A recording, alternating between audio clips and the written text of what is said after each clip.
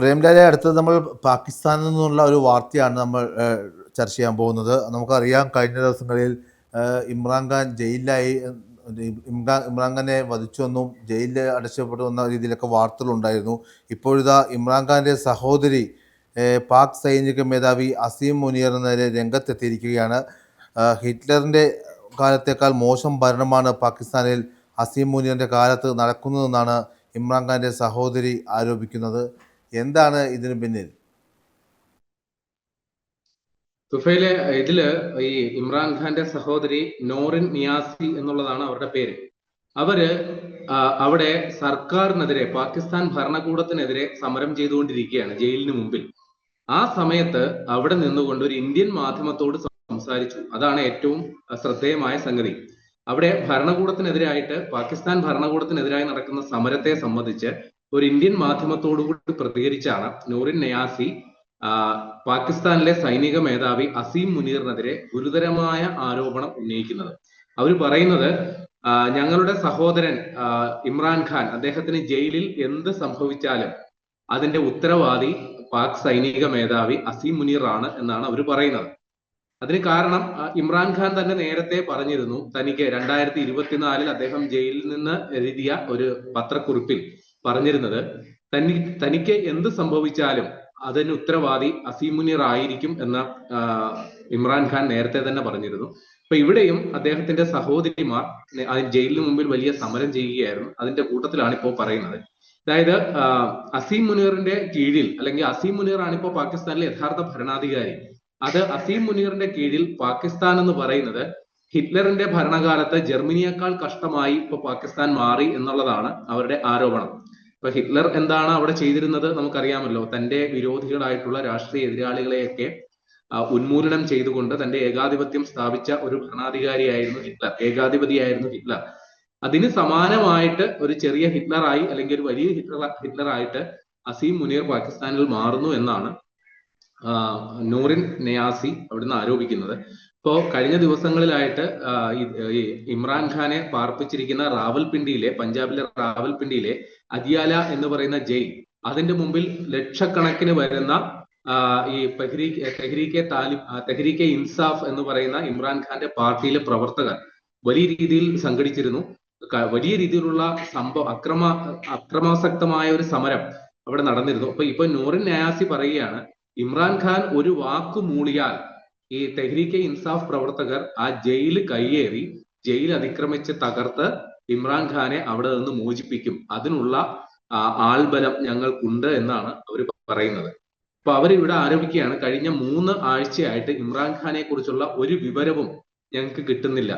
കൂടാതെ ഇമ്രാൻഖാന്റെ മൂത്ത പുത്രൻ കാസിം, അദ്ദേഹം കഴിഞ്ഞ ദിവസം ആവശ്യപ്പെട്ടു, ഇമ്രാൻഖാൻ ജയിലിൽ ജീവനോടെ ഉണ്ട് എന്നുള്ളതിന് തെളിവ് തരണം എന്നുള്ളതാണ് ആവശ്യപ്പെട്ടത്. കാരണം ചില മാധ്യമങ്ങൾ, അത് ഈ അഫ്ഗാൻ ആസ്ഥാനമായി പ്രവർത്തിക്കുന്ന, ചിലത് പാകിസ്ഥാനിൽ നിന്നുള്ള ചില ഓൺലൈൻ മാധ്യമങ്ങളെല്ലാം തന്നെ വാർത്തകൾ കൊടുത്തിരുന്നു, ഇമ്രാൻഖാൻ ജയിലിൽ കൊല്ലപ്പെട്ടു, അല്ലെങ്കിൽ അദ്ദേഹത്തിന് ഗുരുതരമായ ആരോഗ്യ പ്രതിസന്ധി ജയിലിൽ നേരിടുന്നു എന്ന് ചില മാധ്യമങ്ങളിൽ വാർത്ത വന്നു. അപ്പൊ ആ സമയത്താണ് ഇവര് മാധ്യമങ്ങളിൽ പ്രത്യക്ഷപ്പെട്ട ഒരു പ്രസ്താവന ഇറക്കിയത്, ഞങ്ങളുടെ പിതാവിന്റെ ജീവൻ സ്ഥിരമായിട്ട് അവിടെ ഉണ്ടെങ്കിൽ, അല്ലെങ്കിൽ അദ്ദേഹം ജീവിച്ചിരിക്കുന്നുണ്ടെങ്കിൽ അതിന് തെളിവ് ജയിൽ അധികൃതർ നൽകണം. ഇക്കാര്യത്തിൽ അന്താരാഷ്ട്ര സമൂഹം ഇടപെടണം, മനുഷ്യാവകാശ സംഘടനകൾ ഇടപെടണം എന്നാണ് ആവശ്യപ്പെടുന്നത്.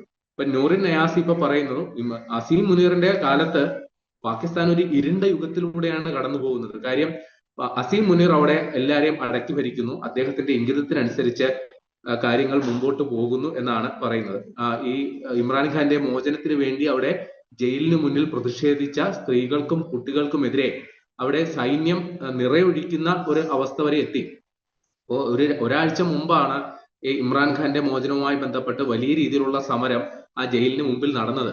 അപ്പോൾ ആ സമയത്ത് ഉള്ള പ്രശ്നം, ഈ ഇമ്രാൻഖാനെ ഏതാണ്ട് 3 ആഴ്ചയായിട്ട് ഇപ്പോ ബന്ധുക്കൾക്ക് കാണാൻ അനുവാദമില്ല. ഇതുകൂടാതെ കഴിഞ്ഞ ആഴ്ച, 2 ആഴ്ച മുമ്പ് ഇമ്രാൻഖാന്റെ പാർട്ടി പ്രവർത്തകരും ഇമ്രാൻഖാനുമായിട്ട് ജയിലിനകത്തൊരു കൂടിക്കാഴ്ച നിശ്ചയിച്ചിരുന്നു. പക്ഷെ അവർക്കും സന്ദർശന അനുമതി കൊടുത്തിരുന്നില്ല. ഈ സഹോദരിമാർക്കും കുറെ നാളുകളായിട്ട് സഹോദരിമാർ ഇമ്രാൻഖാനെ കാണാനായിട്ട് വരും. അതിൽ 3 സഹോദരിമാരുണ്ട്. അതിൽ ഒരാളെ ചിലപ്പോൾ അനുവദിക്കും, ചിലപ്പോൾ എല്ലാരെയും അനുവദിക്കും, ചിലപ്പോൾ ആരെയും അനുവദിക്കില്ല. അപ്പൊ അത്തരത്തിലുള്ള നിലപാടുകളാണ് ജയിൽ അധികൃതർ സ്വീകരിച്ചുകൊണ്ടിരുന്നത്. അപ്പൊ ഈ സംഭവങ്ങളുടെയൊക്കെ പശ്ചാത്തലത്തിലാണ് ഈ ഇമ്രാൻഖാനെ ഇത് ജയിലിനകത്ത് കൊലപ്പെടുത്തിയോ എന്ന തരത്തിലുള്ള വാർത്തകൾ. കാരണം അദ്ദേഹത്തിന് സന്ദർശകരെ അനുവദിക്കുന്നില്ല. അപ്പൊ സന്ദർശകരെ അനുവദിക്കുന്നില്ലെങ്കിൽ അതിന്റെ കാരണം ഇമ്രാൻഖാന് അകത്ത് ജീവനോടെ ഉണ്ടോ ഇല്ലയോ എന്നുള്ള ഒരു ആശങ്ക, ആ ഒരു അർത്ഥത്തിലാണ് കുട്ടി പുറപ്പെട്ടത്. ഏതായാലും ജയിൽ അധികൃതർ വലിയ സമ്മർദ്ദത്തിലായി. ജയിൽ അധികൃതർ തന്നെ അവസാനം വെളിപ്പെടുത്തി, അല്ലെങ്കിൽ അവർ വാർത്താക്കുറിപ്പ് ഇറക്കി, ഈ ഇമ്രാൻഖാൻ പൂർണ്ണ ആരോഗ്യവാനായിട്ട് തന്നെ ജയിലിനകത്തുണ്ട്, അദ്ദേഹത്തിന് യാതൊരുവിധ പ്രശ്നങ്ങളുമില്ല, അദ്ദേഹത്തിന്റെ ജീവനും അദ്ദേഹത്തിന്റെ ആരോഗ്യത്തിനും പൂർണ്ണ സുരക്ഷ ഞങ്ങൾ ഉറപ്പുവരുത്തിയിട്ടുണ്ട്. ഇദ്ദേഹത്തെ ഈ ഏകാന്ത തടവിന്, ഈ വധശിക്ഷയ്ക്ക് വിധിക്കപ്പെട്ടവരെ ഏകാന്ത തടവിന് ഇടുന്നത് പോലെ ഒരു ഇരുട്ടറയിൽ അദ്ദേഹത്തെ അടച്ചു എന്നൊക്കെയായിരുന്നു ആക്ഷേപം. പക്ഷെ അങ്ങനെ പ്രശ്നങ്ങളൊന്നുമില്ല. അദ്ദേഹത്തെ സുരക്ഷിതമായ സ്ഥാനത്ത് തന്നെയാണ് പാർപ്പിച്ചിരിക്കുന്നത്. ഈ ജയിലിൽ നിന്ന് മറ്റൊരു ജയിലിലേക്ക് മാറ്റി പാർപ്പിച്ചിട്ടുമില്ല എന്നുള്ളതാണ് അവർ ആരോപിക്കുന്നത്. ഇവിടെ ഈ പറയുന്ന നൂറിൻ നിയാസി ഇന്ത്യൻ മാധ്യമത്തോട് നൽകിയ അഭിമുഖത്തിൽ അവർ പറയുന്നു, ഈ തെഹ്രീക്കെ ഇൻസാഫ് പ്രവർത്തകരെ ആട്ടി ഓടിക്കുന്നതിന് വേണ്ടിയിട്ട് ജയിലിന് മുമ്പിൽ കൂടുതൽ സൈന്യത്തെ, കൂടുതൽ പോലീസിനെയൊക്കെ ഉപയോഗിച്ചുകൊണ്ടിരിക്കുകയാണ്. അതിന് യാതൊരു നിയന്ത്രണവും ഇല്ലാത്ത തരത്തിലാണ് അങ്ങനെ വരുന്നത്. താമസിയാതെ ജനങ്ങളിൽ ഒരു തീപ്പൊരി വീഴും. അത് ഏതളവ് വരെ പോകുമെന്ന് കാണാം. അവർ ഞങ്ങളെ അടിച്ചമർത്തുന്നു. ഞങ്ങളുടെ സഹോദരനെ കുറിച്ച് ഞങ്ങൾക്ക് ആശങ്കയുണ്ട്. ജയിലിൽ അകപ്പെട്ട സാധാരണക്കാരെ ഓർത്തും ആശങ്കയുണ്ട്. ഇമ്രാൻഖാന്റെ അവസ്ഥ ഇതാണെങ്കിൽ ഇമ്രാൻഖാന്റെ അനുകൂലിച്ച് ജയിലിൽ തടവ് ശിക്ഷ അനുഭവിക്കുന്നവരും അവിടെ അവരുടെ സുരക്ഷയെക്കുറിച്ച് ഞങ്ങൾക്ക് ആശങ്കയുണ്ടെന്നും അവർ പറയുന്നു.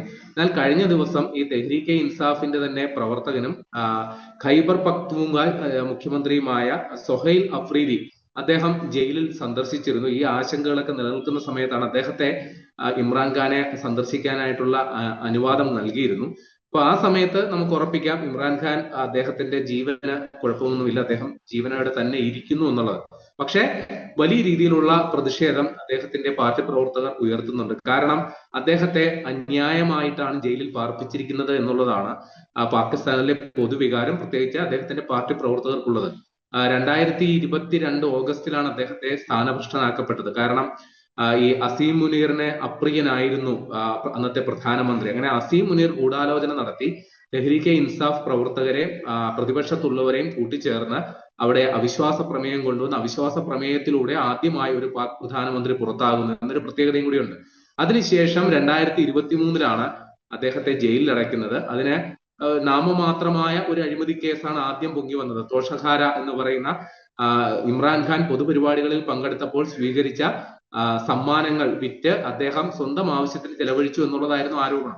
3 വർഷം വരെ തടവിന് ആയിരുന്നു അദ്ദേഹത്തെ ആദ്യം ശിക്ഷിച്ചത്. പിന്നീട് 100ഓളം അഴിമതി കേസുകളാണ് ഒന്നിനു പുറകെ ഒന്നായി ഇമ്രാൻഖാനെതിരെ എടുത്തത്. ഏറ്റവും ഒടുവിൽ അദ്ദേഹത്തിനെതിരെ ഒരു ഭൂമി കുംഭകോണം അത് സംബന്ധിച്ചുള്ള ഒരു കേസാണ് വന്നത്. ഒരു ട്രസ്റ്റ് രൂപീകരിച്ചു. ആ ട്രസ്റ്റിന്റെ കീഴിൽ ഏതാണ്ട് 250ഓളം ഏക്കർ ഭൂമി ഇമ്രാൻഖാനും ഭാര്യയും ബുഷറ ബീവി എന്നാണ് അവരുടെ പേര് കൈയടക്കി എന്നുള്ളതാണ് ആരോപണം വന്നേക്കുന്നത്. പക്ഷെ ഈ തെഹ്രീക്കെ ഇൻസാഫ് പ്രവർത്തകർ പറയുന്നത് ആ ഭൂമി വാസ്തവത്തിൽ ഒരു വിദ്യാഭ്യാസ സ്ഥാപനം ആരംഭിക്കുന്നതിന് വേണ്ടി കൈമാറിയ ഭൂമിയാണ്. അതൊരിക്കലും അദ്ദേഹത്തിന്റെ സ്വകാര്യ സ്വത്തല്ല. അപ്പൊ അദ്ദേഹത്തിനെതിരെ എടുത്തിരിക്കുന്ന അഴിമതി ആരോപണങ്ങളെല്ലാം തന്നെയും അത് രാഷ്ട്രീയ പ്രേരിതമാണ്. ഇമ്രാൻഖാൻ വീണ്ടും അധികാരത്തിൽ വരാതിരിക്കാൻ കരുതിക്കൂട്ടി ചെയ്ത ഒരു നടപടിയാണ്. പക്ഷെ ഇമ്രാൻഖാൻ ഒരിക്കലും ഈ കേസുമായി ബന്ധപ്പെട്ട് പ്രതിപക്ഷവുമായിട്ടോ സൈനിക നേതാവായിരുന്ന അസീം മുനീറുമായിട്ടോ ഒരു ഒത്തുതീർപ്പിന് തയ്യാറല്ല എന്ന നിലപാടെടുക്കുകയും വരുന്നത് വരട്ടെ കോടതിയിൽ നേരിടാം എന്ന് പറഞ്ഞുകൊണ്ട് ജയിലിലേക്ക് പോവുകയും ചെയ്തൊരു നേതാവാണ്. പാകിസ്ഥാന്റെ മുൻ അനുഭവം അങ്ങനെയല്ല. നവാസ് ഷെരീഫ് അടക്കമുള്ളവർ ഇപ്പോൾ വിദേശത്ത് ഒളിവ് ജീവിതം നയിച്ചുകൊണ്ടിരിക്കുന്ന ഒരു അവസ്ഥയെ നമുക്ക് അറിയാവുന്ന സംഗതിയാണ്. അപ്പൊ ഇപ്പോ ജയിലിനകത്ത് നിന്നുകൊണ്ട് തന്നെ അദ്ദേഹം വലിയ പ്രതിഷേധങ്ങൾക്ക് നേതൃത്വം നൽകുന്നുണ്ട്. അദ്ദേഹത്തിന്റെ തന്നെ പാർട്ടി തെഹ്രീക്കെ ഇൻസാഫ് കഴിഞ്ഞ ദിവസം പാകിസ്ഥാനിൽ ഭരണഘടനാ ഭേദഗതി അടക്കം നടപ്പാക്കിയപ്പോൾ വലിയ രീതിയിലുള്ള പ്രതിഷേധം ഇമ്രാൻഖാന്റെ ആഹ്വാനത്തെ തുടർന്ന് തെഹ്രീക്കെ ഇൻസാഫ് പ്രവർത്തകർ പാകിസ്ഥാനിൽ നടത്തുന്നുണ്ട്. അപ്പൊ ഇപ്പോ അത് മറ്റൊരു തലത്തിലേക്ക് ആ പ്രതിഷേധം മാറിയിരിക്കുന്നു. ഈ ഇമ്രാൻഖാന്റെ മോചനത്തിലേക്ക് ആ കാര്യങ്ങൾ എത്തുമോ ഇല്ലയോ എന്നുള്ളത് കാത്തിരുന്ന് കാണേണ്ട സംഗതിയാണ്.